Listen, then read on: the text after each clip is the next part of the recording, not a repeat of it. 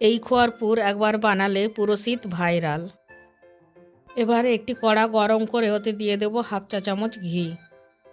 ঘিটা ভালোভাবে গরম হয়ে গেছে। এবারে ওতে হাফ কাপ দুধ দিয়ে হালকা গরম করে নেব।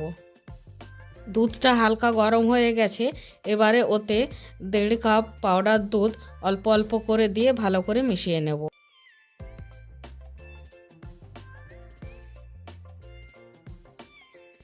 দেখুন কিভাবে 30 সেকেন্ডেই দুধটা ঘন হয়ে গেল। এবারে নেড়ে নেড়ে লো আঁচে একদম মোলায়েম করে নেব। ঘন হয়ে গেছে। এবারে মিষ্টির জন্য স্বাদ মতো নলেন গুড় দিয়ে দেব। এবারে নলেন গুড়ের সাথেও খোয়াটা খুব ভালোভাবে মিশিয়ে নেব।